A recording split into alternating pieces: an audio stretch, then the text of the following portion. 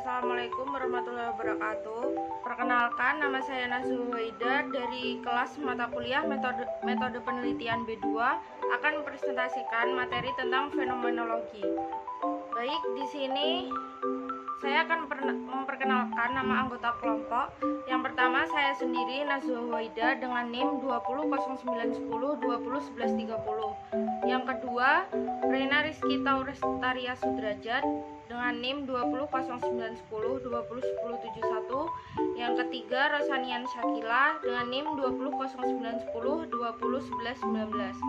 Yang keempat, Najwa Putri Imaroh dengan NIM 200910201139. Dan yang terakhir, Berlian Ayu Diah Trianda dengan NIM 200910201135. Baik, selanjutnya materi yang akan kami paparkan ialah yang pertama definisi fenomenologi, yang kedua alasan, yang ketiga prosedur dari fenomenologi sendiri. Yang pertama yakni definisi dari fenomenologi. Studi fenomenologi berasumsi bahwa setiap individu mengalami suatu fenomena dengan segenap kesadarannya. Dengan kata lain, studi fenomenologi bertujuan untuk menggali kesadaran terdalam para subjek mengenai pengalamannya dalam suatu peristiwa. Dalam memahami fenomena, fenomenologi memiliki metode atau langkah. Sedangkan definisinya sendiri yakni fenomenologi memiliki arti bahwa penerapan metode kualitatif dalam rangka menggali dan mengungkap kesamaan makna dari sebuah konsep atau fenomena yang menjadi pengalaman hidup sekelompok individu. Selanjutnya akan dilanjutkan oleh rekan saya. Mengapa melakukan studi fenomenologis? Karena salah satu poin penting yang menjadi kelebihan studi fenomenologis adalah pengalaman yang tersembunyi di dalam aspek filosofis dan psikologis individu dapat terungkap melalui narasi sehingga peneliti dan pembaca seolah dapat mengerti pengalaman hidup yang dialami oleh subjek penelitian. Tujuan dari penelitian fenomenologis seperti yang sudah disinggung di awal adalah mereduksi pengalaman individual terhadap suatu fenomena ke dalam deskripsi yang menjelaskan tentang esensial universal dari fenomena tersebut. Fenomenolog berupaya untuk memahami esensi dari suatu fenomena. Prosedur riset fenomenologis.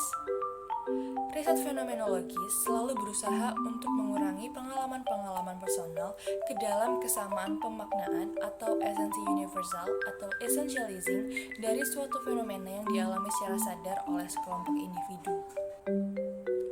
Jika melakukan studi fenomenologi, maka cerita oral tentang pengalaman hidup menjadi bentuk data primer yang wajib dikumpulkan. Untuk memperoleh data tersebut, tentu saja dibutuhkan keterbukaan informan untuk mengungkapkan apa yang dialami di masa lalu. Baik, di sini saya akan menjelaskan tentang langkah-langkah riset yang merujuk pada pendapat pakar metodologi yaitu Kreswik.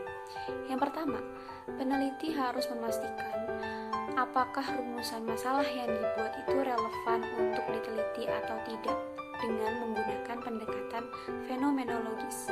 Yang kedua, dalam menyusun masalah penelitian, peneliti harus mampu menangkap fenomena untuk dipertanyakan maknanya bagi sekelompok individu yang mengalaminya.